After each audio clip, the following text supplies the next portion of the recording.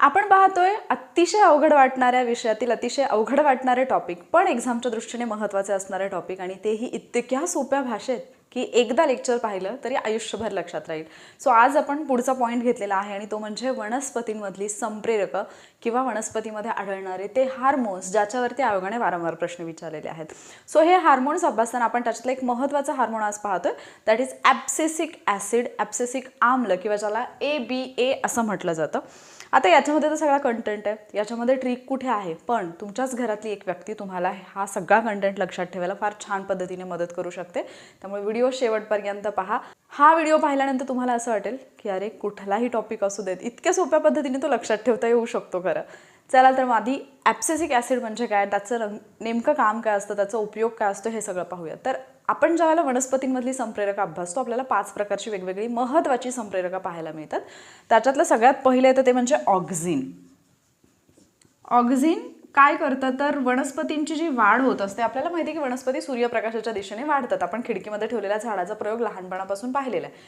पण मग ज्या भागामध्ये प्रकाश पडतच नाही किंवा सूर्यप्रकाश मिळतच नाही, तिथली वाढ कशी घडून येते, तिथे ऑक्झिन काम करतं. आणि तुम्हाला आठवत असेल आपण 2,4-D पाहिलेलं आहे, आयोगाने 2,4-D वरती प्रश्न विचारलेला. 2,4-D जे आहे ना ते एक कृत्रिम संप्रेरकच आहे, कृत्रिम ऑक्झिनच आहे. ठीक आहे, जे एकदलीय वनस्पतींवरती काम करतं, द्विदल तण नाहीसं करण्यासाठी. सो ऑक्झिन एक महत्त्वाचं आहे. त्याच्यानंतर आहे जिब्रेलिन्स. हे जे जिब्रेलिन्स आहे हे काय करतं तर पेशींची लांबी वाढवण्यासाठी उपयोगी ठरतं. त्याच्यानंतर येतं ते म्हणजे सायटोकायनिन.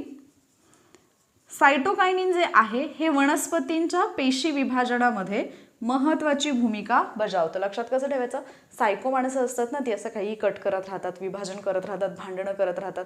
सो सायटोकायनिन, सायको, त्याच्यावरून तुम्ही ते लक्षात ठेवू शकता. आणि त्याच्यानंतर येतं इथिलिन.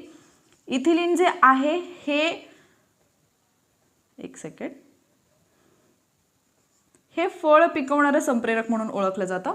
म्हणजे इथिलिन हा एक कारक आहे ज्याच्यामुळे फळं लवकर पिकतात. मग आपण ही गोष्ट पण पाहिलेली आहे की ज्यावेळेला महाराष्ट्रातला हापूस आंबा बाहेर निर्यात करायचा किंवा कुठल्याही फळांची निर्यात करायची असते तर त्या कंटेनरमध्ये कार्बन डायऑक्साईड ठेवला जातो, कारण कार्बन डायऑक्साईड हा इथिलिनचा रोधक आहे. ठीक आहे, त्यामुळे ती फळं लवकर पिकत नाहीत.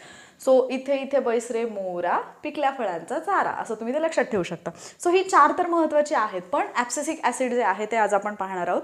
जर तुम्हाला बाकीची संप्रेरक पण पाहिजे असतील, या प्रत्येकावरती आयोगाने प्रश्न विचारला. जर तुम्हाला त्याची ट्रिक हवी असेल तर कमेंटमध्ये तसं तुम्ही सांगा, मी त्याचे व्हिडिओज पण घेऊन येईन. आज आपण ॲब्सिसिक ॲसिड पाहूयात. ॲब्सिसिक ॲसिड हे एक नैसर्गिकरित्या आढळणारं आणि वनस्पतींची वाढ खुंटवणारं संप्रेरक आहे. याच्यामुळे वनस्पतींची वाढ जी आहे ती रोखली जाते, खुंटली जाते, बियांची निष्क्रियता हे वाढवत असतं. ठीक आहे, सो याला अँटी जिब्रेलिक पण म्हणतात. का, कारण जिब्रेलिन्स जे आहे ते पेशींची लांबी वाढवतं. तागाच्या धाग्यांची लांबी वाढवण्यासाठी सुद्धा जिब्रेलिन्स उपयोगी येतं. किंवा काही फळं असतात पहा, जसं आपण द्राक्ष पाहतो तर त्याच्यामध्ये काही द्राक्ष लांबट असतात. सो ही कृत्रिमरित्या जी काही द्राक्ष लांबट वगैरे केली जातात तर तिथे जिब्रेलिन्सचा वापर केला जातो. मग जिब्रेलिन जी काही फळांची वाढ करते किंवा वनस्पतींची वाढ करते, पेशींची वाढ जे करते, तर ही जिब्रेलिननी केलेली जी वाढ आहे ते रोखण्याचं काम सुद्धा कोण करतं, ॲब्सिसिक ॲसिड करतं. म्हणून याला अँटी जिब्रेलिक सुद्धा म्हटलं जातं. त्याचबरोबर वनस्पतीमध्ये असणारी जी काही वयस्कर पानं आहेत, त्याच्यानंतर फुलं आहेत, फळं आहेत, म्हणजे ज्यांचं वय झालेलं आहे, वनस्पतींमध्ये आढळणारे असे घटक, तर या ठिकाणी आपल्याला हे ॲब्सिसिक ॲसिड जे आहे ते तयार झालेलं पाहायला मिळतं. मग याचे प्रामुख्याने उपयोग जर आपण पाहिले तर वनस्पतींचं बीज असेल, कळ्या असतील किंवा ट्यूबर असेल, तर अशा ठिकाणी हे निष्क्रियता आणतं, डॉर्मन्सी आणतं आणि त्यांची वाढ थांबवण्याचं काम करतं. सो याला ग्रोथ इनहिबिटरी हार्मोन असं म्हटलं जातं किंवा वाढ प्रतिबंधक संप्रेरक असं म्हटलं जातं. सरळ सरळ आयोग वन लाइनरमध्ये क्वेश्चन विचारू शकतं की ग्रोथ इनहिबिटरी हार्मोन किंवा वाढ प्रतिबंधक संप्रेरक कोणतं आहे, तर ते असेल ॲब्सिसिक ॲसिड. त्याच्यानंतर दुष्काळासारखी परिस्थिती ज्यावेळेला असते किंवा प्रतिकूल परिस्थिती अशी असते की जिथे वनस्पतींना वाढताना प्रॉब्लेम येऊ शकतो, वनस्पतींची वाढ जी आहे ती कुठेतरी धोक्यात येऊ शकते, अशा वेळेला हे काय करतं, पर्णरंध्र जे असतात किंवा स्टोमा त्याच्याला म्हटलं जातं ते बंद करतं आणि त्याच्यामुळे मग बाष्पीभवन जे आहे ते रोखलं जातं.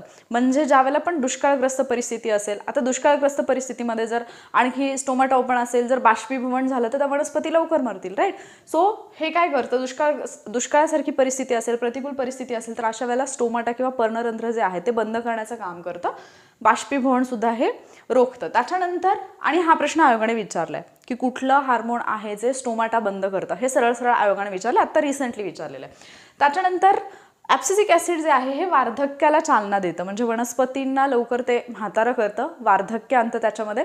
याच्यासाठी ते काय करतं, हरितद्रव्य कमी करतं, त्याच्यामुळे प्रकाश संश्लेषणाचा दर सुद्धा कमी होतो. मग हरितद्रव्य कमी करून प्रकाश संश्लेषणाचा दर कमी करण्याचं काम कुठलं हार्मोन करतं, ते आहे ॲब्सिसिक ॲसिड. त्याचबरोबर दुष्काळग्रस्त परिस्थिती असेल, पूर परिस्थिती असेल किंवा खनिजांचा अभाव जर झाला, खनिजांची कमतरता जर भासली वनस्पतींना, तर अशा वेळेला हे या तणावपूर्ण परिस्थितीमध्ये हे हार्मोन जे आहे ते वनस्पतींना मदत करतं. म्हणूनच याला स्ट्रेस हार्मोन असं सुद्धा म्हटलं जातं. हा प्रश्न पण येऊन गेलाय. स्ट्रेस हार्मोन म्हणून कुठल्या ॲसिडला ओळखलं जातं, की कुठल्या हार्मोनला ओळखलं जातं, तर ॲब्सिसिक ॲसिड असेल. त्याचबरोबर ॲब्सिसिक ॲसिडच आहे ज्याच्यामुळे वनस्पतींची पानं जी आहेत ती पिवळी पडतात आणि ती गळतात. ठीक आहे, ॲब्सिसिक ॲसिडमुळे पानं पिवळी पडून गळत असतात. आणि ट्रॉमॅटिक ॲसिड हे एक लक्षात ठेवा, ट्रॉमॅटिक ॲसिड जे आहे हे वनस्पतीतील जखम भरून काढण्यासाठी म्हणून उपयोगी ठरतं. तर एखादा वन लाइनर क्वेश्चन आयोगाला वाटला तर आयोग विचारेल की वनस्पतींमध्ये जखम भरून काढण्यासाठी कुठला ॲसिड आहे, ट्रॉमॅटिक ॲसिड. ठीक आहे, मग आता मी तुम्हाला म्हटलं की हे सगळं तुम्हाला घरातली एक व्यक्तीच लक्षात ठेवायला मदत करू शकते. ते कसं लक्षात ठेवायचं, एक छोटीशी ट्रिक सांगते. आबा, आपल्या घरामध्ये आबा नावाची एक म्हातारी व्यक्ती असते. ठीक आहे, आता कोणाच्या असेल नसेल इमॅजिन करा, आपले जे आजोबा आहेत, कोणती आपल्या घरातली वयस्कर व्यक्ती, आपण तिला आबा म्हणतो. ठीक आहे, आता हे जे आबा आहेत, काय म्हटलं जातं, म्हातारा माणूस पिकलं पान कधी गळून पडेल सांगता येत नाही. सो जे आबा आहेत हेच आहे आपलं ॲब्सिसिक ॲसिड. आणि लक्षात कसं ठेवायचं आहे, झाडाची पानं, वयस्कर पानं, फुलं, फळं इथेच तयार होतात. हे घरातलं एक कसं पिकलेलं पान आहे, वयस्कर पान आहे आबा म्हणजे. ठीक आहे, आता हे नैसर्गिकरित्या आढळतंय, आपल्या घरातच आहे. वाढ खुंटली आहे ना, आता म्हातारा माणूस झाल्यानंतर त्याची वाढ थोडीच होते. सो हे वाढ खुंटवणारं आहे. पेशीची लांबी वगैरे वाढवणारं जे आपण पाहिलं जिब्रेलिक, तर ते अँटीजिब्रेलिक आहे. कसं लक्षात ठेवाल अँटीजिब्रेलिक, जनरली आपले जे विचार असतात हे फार आधुनिक असतात. आपल्या घरामध्ये हे जस्ट ट्रिक म्हणून लक्षात ठेवा. ठीक आहे, नाही तर परत माझ्याशी कोणी वाद घालू नका, नाही आमच्या आबांचे विचार तर आमच्यापेक्षा आधुनिक आहेत, असं नाही आहे. ही एक ट्रिक आहे. तर अँटीजिब्रेलिक म्हणजे जे आता वाढ आहे तर ती वाढ रोखण्यासाठी म्हणून कोण आहेत, आबा. प्रत्येक गोष्टीला असतं की नाही असं नाही, आमच्या काळात असं नव्हतं, आमच्या काळात तसं नव्हतं, तर असं ते अँटीजिब्रेलिक आहेत, हे लक्षात ठेवायचं. त्याच्यानंतर किंवा तुम्ही असंही लक्षात ठेवू शकता की आपली जीभ इतर वेळेला फार वळवळ करते, पण आबांच्या समोर आपण गप्प बसतो की नाही, अँटीजिब्रेलिक, असं पण लक्षात ठेवू शकता.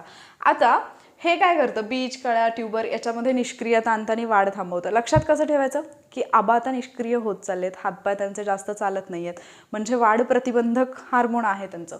त्याच्यानंतर दुष्काळ आणि प्रतिकूल परिस्थितीमध्ये पर्णरंध्र किंवा स्टोमाटा ते बंद करतं. आता लक्षात घ्या की आपल्यावरती कुठलीही वाईट परिस्थिती आली, कुठलंही संकट आलं, आपल्याला सगळ्यात पहिल्यांदा कुठल्या व्यक्तीची आठवण येते, ज्या व्यक्तीला अनुभव आहे, जी व्यक्ती त्या परिस्थितीतून बाहेर पडण्यासाठी आपल्याला मदत करू शकते, त्यांच्या अनुभवाच्या जोरावरती. मग आपल्याकडे अनुभवी कोण असतात, आपले आजोबा, आपले आबा. आणि आबा मग आपल्याला सांगतात की सगळ्यात पहिल्यांदा दरवाजा बंद करा. जर तुम्हाला फार चोरांचं टेन्शन येते, फार असं काहीतरी आपल्या घरावरती संकट येईल वाटतं, पहिल्यांदा दरवाजा बंद करा, बाहेर जाऊन तोंड बंद करा. बरोबर आहे, म्हणजे स्टोमाटा बंद करायचं काम कोण करतात, आबा करतात.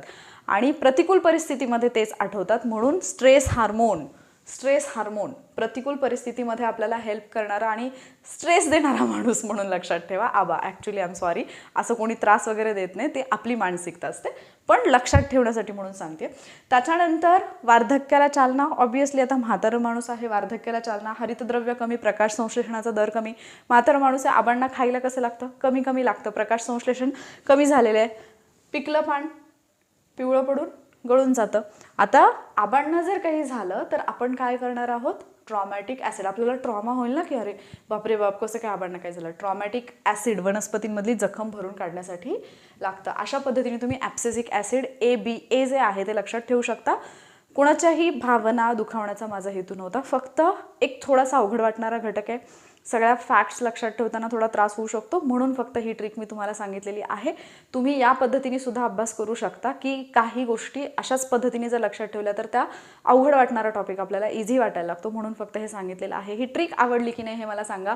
आता हे ॲब्सिसिक ॲसिड जे आहे ABA आबा हे तुमच्या लक्षात राहिले की नाही हेही मला कमेंट करून सांगा. याच्या व्यतिरिक्त जर बाकी कुठला टॉपिक तुम्हाला अवघड जात असेल तर कमेंट करून नक्की सांगा, मी त्या टॉपिकवरचा व्हिडिओ तुमच्यासाठी घेऊन येईन.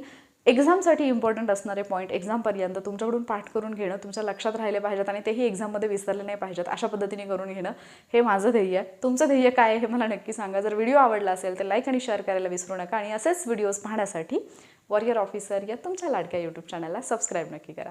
लवकरच भेटूयात आपण पुढच्या व्हिडिओमध्ये. थँक्यू.